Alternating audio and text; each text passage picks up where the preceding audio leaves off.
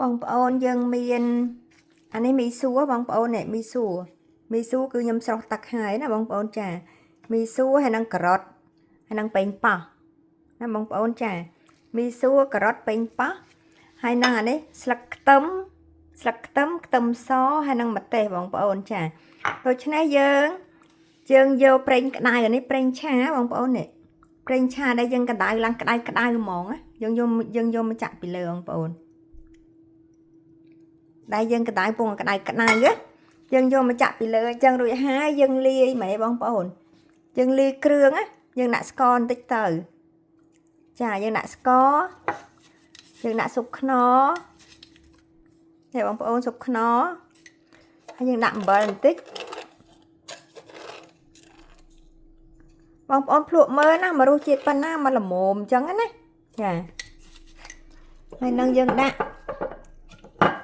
ទឹកត្រីបងប្អូនទឹកត្រី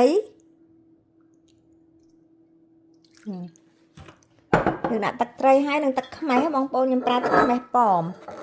តែបងប្អូនខ្ញុំប្រើទឹកខ្មេះប៉មយើងដាក់ទឹកខ្មេះ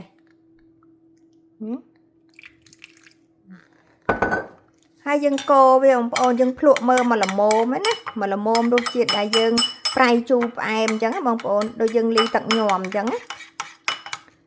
ចាបងប្អូនភ្លក់មើលរសជាតិល្មមនៅបើថាយើងស្ទើរយើងដាក់ហ្នឹងបងប្អូនខ្ញុំថែមស្ករបន្តិចកាលណាយើងលាយរួចហើយអញ្ចឹងបងប្អូនយើង